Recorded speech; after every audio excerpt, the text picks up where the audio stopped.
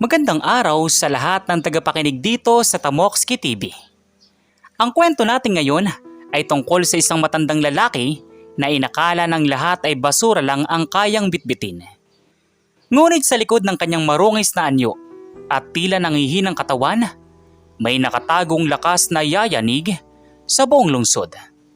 Sino nga ba talaga ang misteryosong matandang ito? At anong sikreto ang baon niya sa bawat sako ng basurang kanyang kinakalap? Isang maling galaw na mga mapang-aping tambay ang magbubukas sa isang pinto na hindi na nila kailanman may sasara. Bago tayo magpatuloy sa ating kwento, ay maaari po ba akong makahingi ng isang subscribe at like sa kwentong ito? At sana po ay dumating sa inyo ang napakalaking blessings.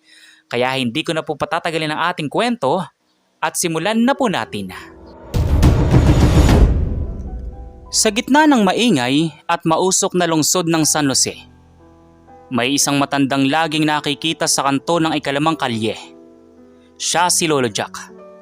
Ang tanging kasama niya sa araw-araw ay ang kanyang karag-karag na cart at isang malaking sako na puno ng mga plastik na bote at karton. Ngunit sa kabila ng kanyang itsura, may kakaiba kay Jack.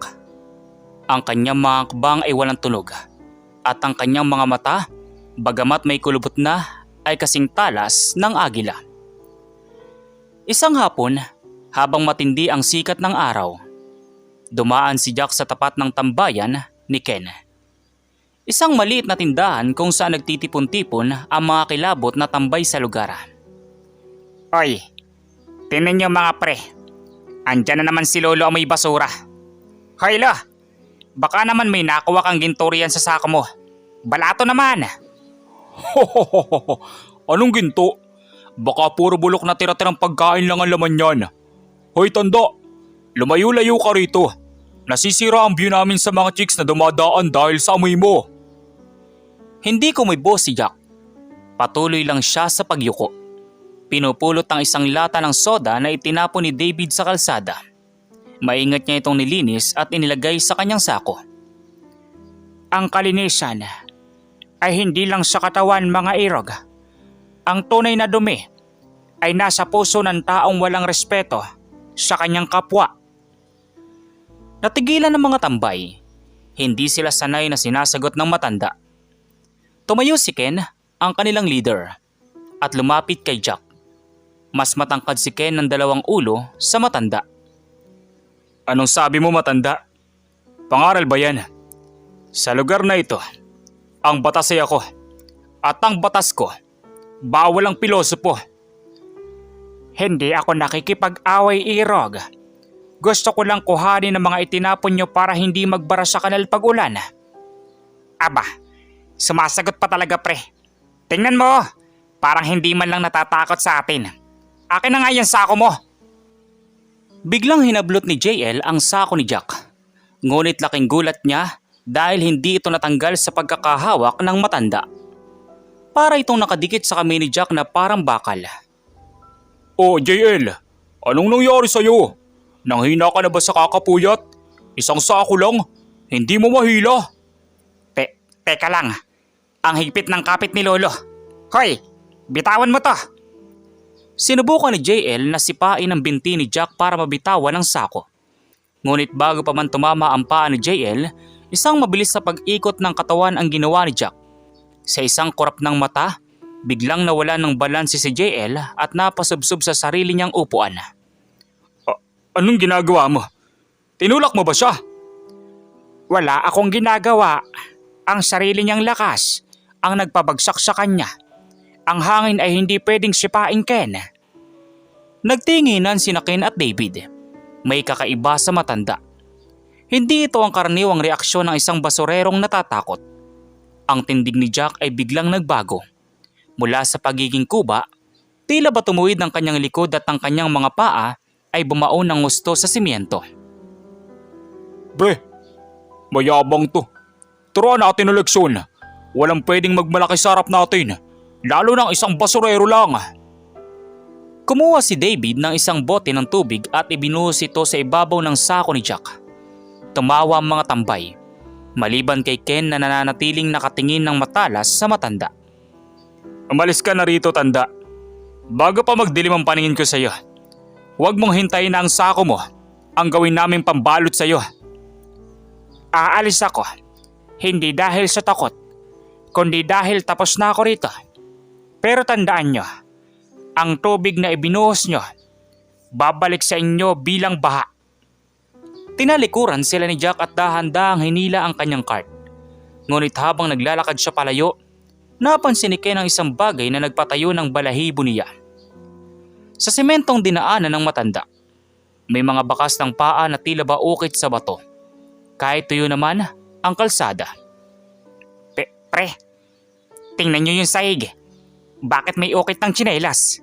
Anong klaseng bigat ba meron ng matandang yun? Baka semento pa yan kanina nang dumaan siya. Huwag kang praning, JL.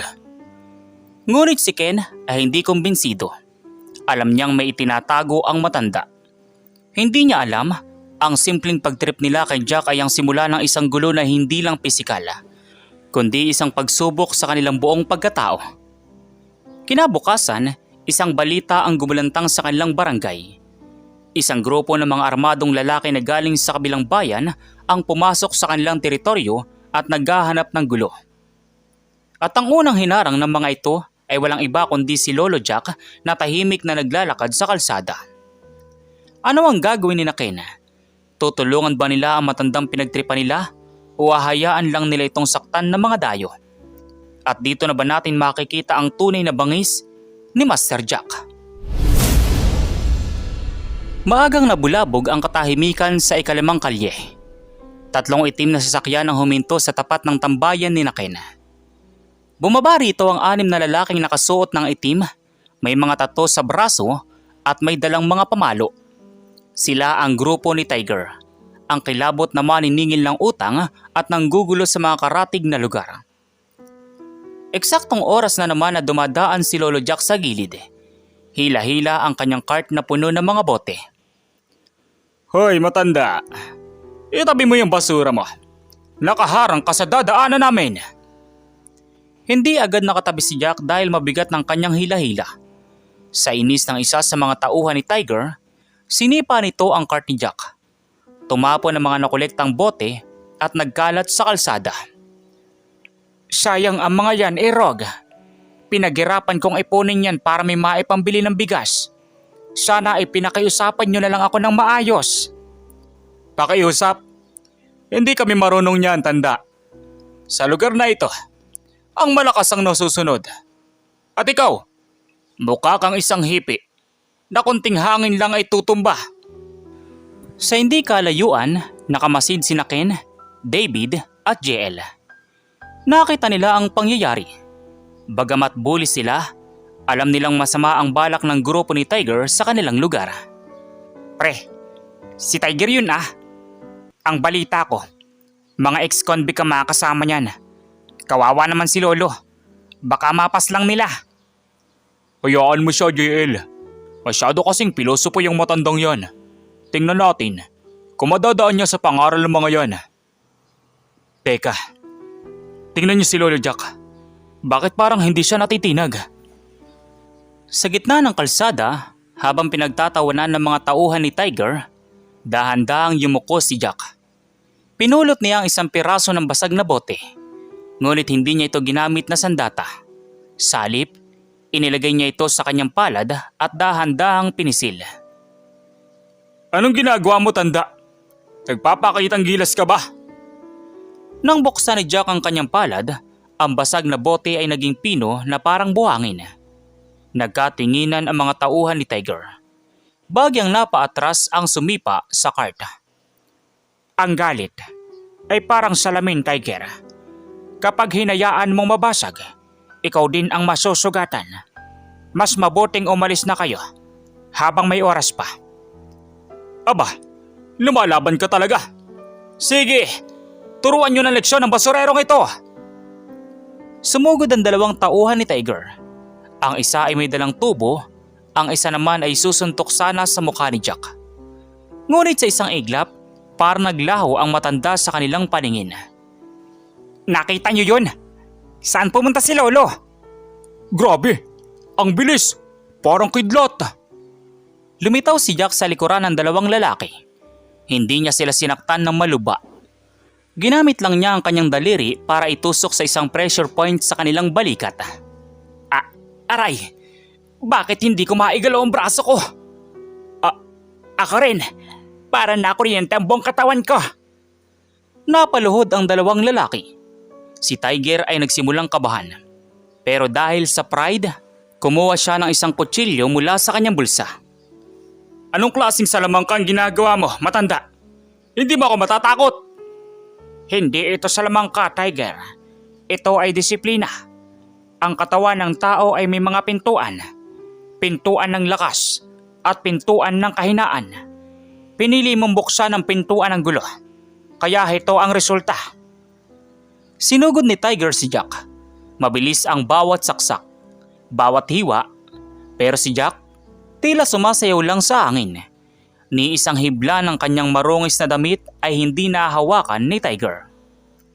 Sa kabilang panig, hindi na nakatiis si Ken. Bagamat takot, may namuong respeto sa kanya para sa matanda. David, JL, hindi natin pwedeng hayaang mapuno ang lugar natin ng mga tagalabas. At kailangan nating makita ng malapitan kung paano ginagawa ng matandang yan ang mga galaw na yan. Tumakbo si Ken patungo sa gulo. Pero bago pa sila makalapit, isang malakas na tunog ng palad ang narinig ng lahat. Tinamaan ni Jack ang dibdib ni Tiger gamit ang open palm strike. Hindi malakas ang tunog, pero ang epekto ay parang tinamaan si Tiger ng isang umaharurot na truck. Tumalsik si Tiger ng 5 metro at tumampas sa kanyang sariling sasakyan. Wow! Nakita niyo yun? Parang pelikula. One hit. Delete si Tiger. Ang natitirang mga tauhan ni Tiger ay nagmamadaling isakay ang kanilang leader sa kotse. Sa takot, mabilis silang humarurot palayo. Iniwan ang mga basag na bote at ang katahimikang bumabalot ngayon sa ikalimang kalye. Hiningal ng konti si Jack. Bumalik ang kanyang pagkakakuba at muling pinulot ang kanyang sako. Lumapit si Ken sa kanya. Hindi na mayabang, kundi puno ng pagtataka at takot. Lolo, sino po ba talaga kayo? Saan nyo natutunan yung ginawa ninyo? Ako ay isang hamak na tagapulot lang ng kalat, Ken. Pero minsan, kailangan ding linisin ang mga basurang may 2 paa. Master, turuan niyo po kami. Gusto namin maging katulad ninyo. Ang pag-aaral ng sining ng pakikipaglaban ay hindi para maging mayabang o manakit. Kung gusto nyo talagang matuto, bukas, 4:00 na madaling araw, magkita tayo sa tambakan ng basura. Doon magsisimula ang inyong pagsubok. Nagkatinginan ang tatlo sa tambakan ng basura. Anong klaseng training ang naghihintay sa kanila doon? At ano ang tunay na pagkakakilanlan ni Lolo Jack at bakit siya nagtatago bilang isang basurero? 4:00 na madaling araw, madilim pa ang paligid at malamig ang simoy ng hangin sa San Jose. Sa gitna ng malawak na tambakan ng basura sa dulo ng bayan, 3 anino ang dahan-dahang naglalakad habang takip ang kanilang mga ilong. Pre, sigurado ba talaga tayo rito? Ang baho na, ang dilim pa. Baka multo makita natin dito, hindi kumpo master. Tumigil ka nga, JL. Sabi ni Lolo Jack, dito tayo magkikita. Kung gusto natin maging malakas tulad niya, kailangan nating tiisin ang amoy. Tahimik. Nandiyan na siya. Mula sa likod ng isang bundok ng mga lumang gulong, lumitaw si Jack. Ngunit ngayon, hindi na siya nakayuko. Tuwid ang kanyang tayo at nakasuot siya ng isang lumang puting sando at maluwag na pantalon. Kahit madilim, tila nagliliwanag ang kanyang mga mata. Akala ko ay hindi na kayo darating. Dumating kayo sa tamang oras. Ang unang hakbang ng isang mandirigma ay ang pagpapakita. Gaano man kahirap ang lugar ng tagpuan. Master, handa na po kami. Turuan nyo kami ng open palm strike na ginamit nyo kahapon. O kaya yung bilis nyo na parang naglalaho. Masyado kayo nagmamadali, mga irog. Ang isang matatag na gusali ay hindi nagsisimula sa bubong, kundi sa pundasyon. At ang pundasyon niya, malambot pa sa basang karton. Aray naman, Master. Medyo masakit yun ah. Ano pa bang gagawin namin? Itinuro ni Jack ang 3 malalaking sako na puno ng mga basang buhangin at mga bakal na kalawangin. Ang unang training niyo, paghiwalay. Sa loob ng 2 oras, kailangan mailipat ninyo ang laman ng mga sakong iyan sa kabilang dulo ng tambakan gamit lang ang inyong mga kamay. Isa-isang piraso. At kailangan gawin nyo ito nang hindi gumagawa ng kahit anong ingay. Yun lang, Master. Kayang-kaya namin yan. Gawin nyo muna bago kayo magsalita. Kapag nakarinig ako ng kalansing ng lata o kalabog ng bakal, uulitin nyo sa simula. Nagsimula ang 3. Sa una, akala nila ay madali lang. Ngunit habang tumatagal, ang pagbuhat ng mabibigat na bakal ng dahan-dahan at walang tunog ay nagpapatakal sa kanilang mga kalamnan. Si JL ang unang nagkamali. Nadulas ako, Master. Umulit ka sa simula. Lumipas ang 3 oras, pawis na pawis si Ken. Ang kanilang mga braso ay nangangatal at ang kanilang mga likod ay tila mababali na. Pero sa bawat pagkakamali, mas lalo silang nagiging maingat.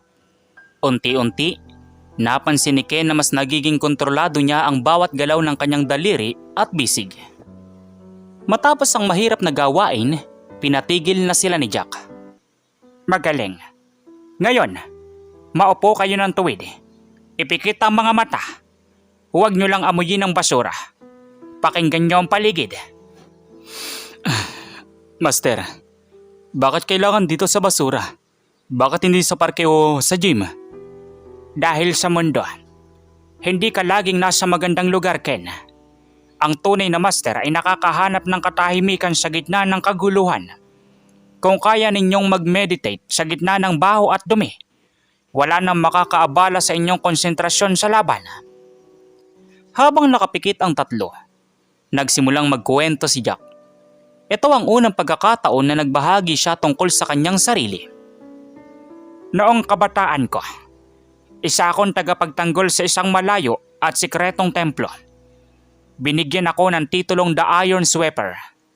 Ngunit dahil sa isang pagkakamali, dahil sa labis na pagmamayabang sa aking lakas, isang mahalagang tao ang nawala sa akin. Simula noon, pinili kong mamuhay sa piling ng mga basura. Dito, walang nakakakilala sa akin.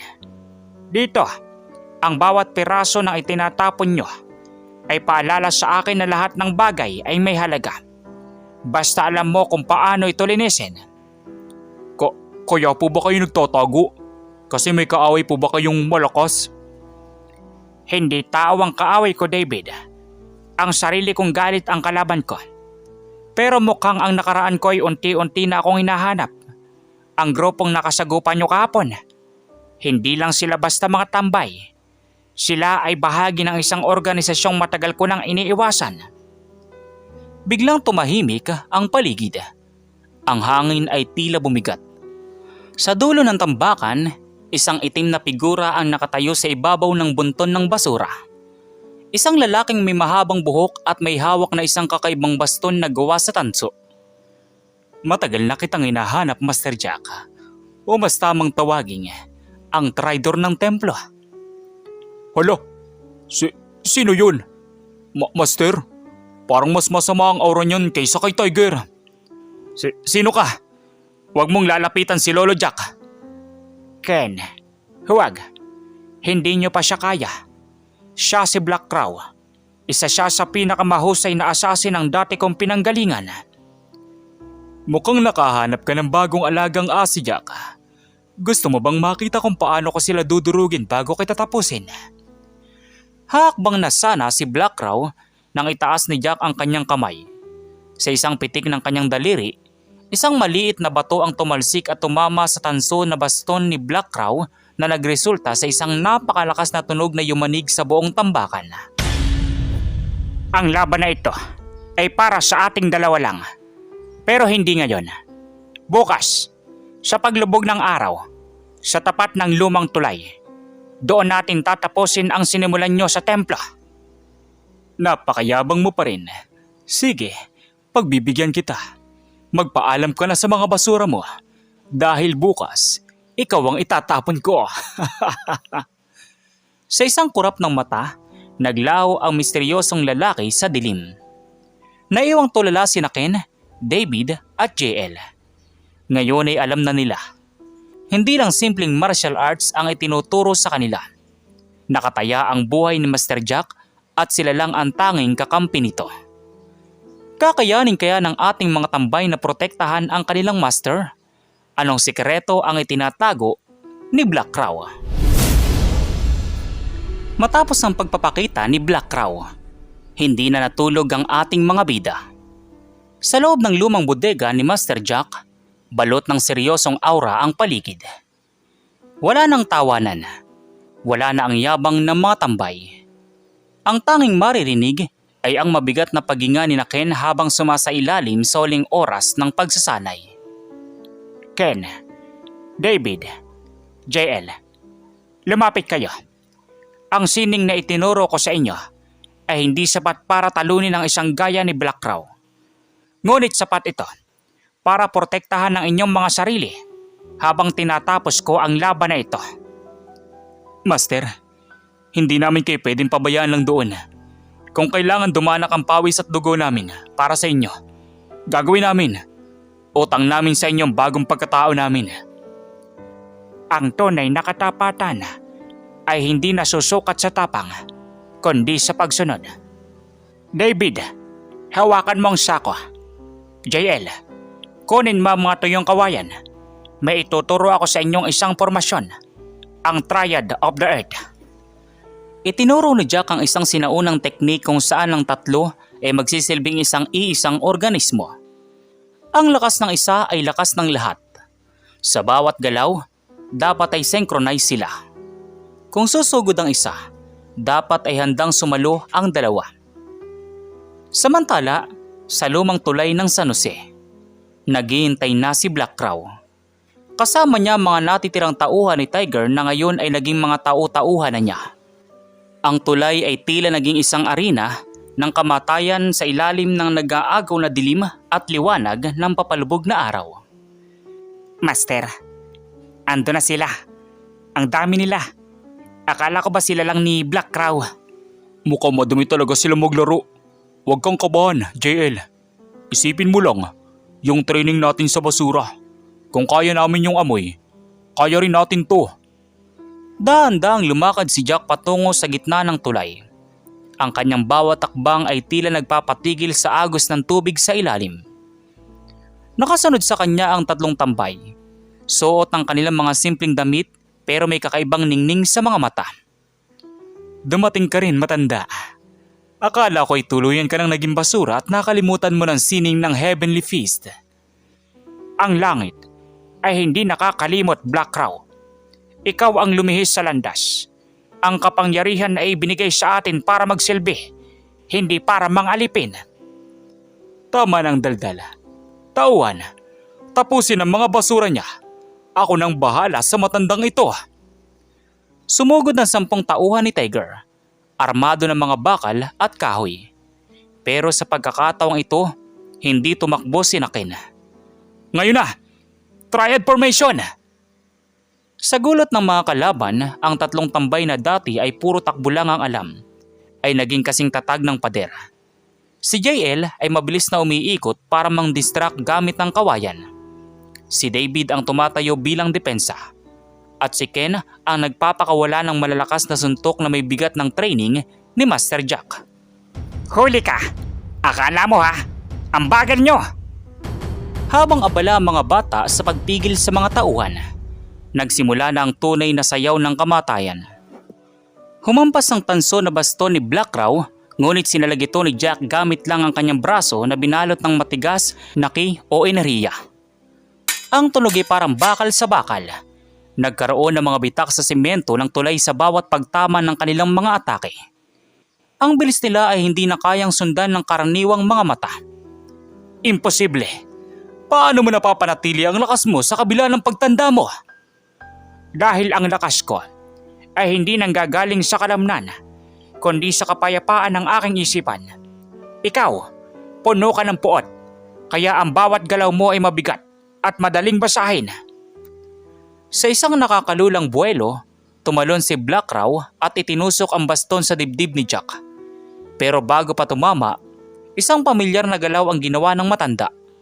Ang sining na pinag-aralan ni Ken sa tambakan. Dahan-dahang inikot ni Jack ang kanyang palad. Hinuli ang dulo ng baston at sa isang pitik, nawasak ang tansong baston ni Blackraw. Hindi makapaniwala ang asasin. Napilitan siyang umatras. Sugatan ang mga kamay mula sa puwersa ng pagkabagsak ng kanyang sandata. Hindi pa tapos ito, Jack. Kung hindi kita mapapatay sa sining, papatayin kita sa paraang alam ko. Biglang kinuha ni Blackraw ang isang maliit na device mula sa kanyang bulsa. Isang remote control. Naglagay ako ng mga pampasabog sa ilalim ng tulay na ito. Kung mawawala man ako, kasama kayong lahat na mababaon sa ilalim ng ilog na ito. Master, may bomba raw. Takbo na tayo. Master, anong gagawin natin? Kalmado lang si Jack. Tiningnan niya ang kanyang mga alagad. Pagkatapos ay tumingin siya sa langit. Isang malungkot na ngiti ang gumuwit sa kanyang mga labi. Ken, David, JL, kunin niyo mga sako sa gilid.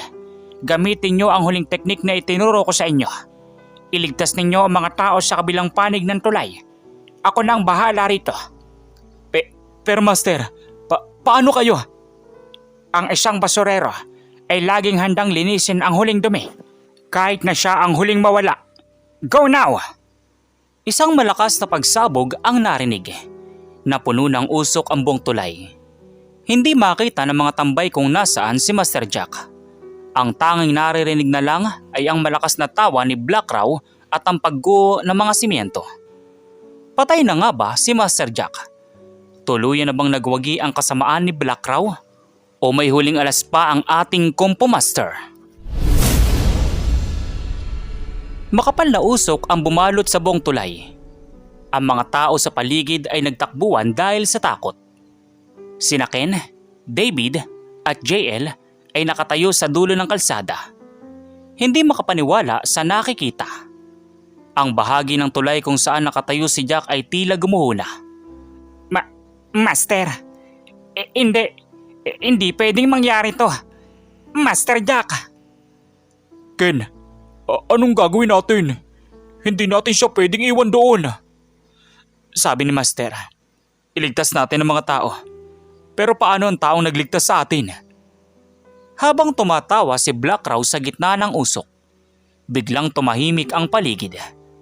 Ang apoy mula sa pagsabog ay tila nahati sa dalawa. Isang figuro ang dahan-dahang naglalakad palabas ng usok. Hindi ito sugatan.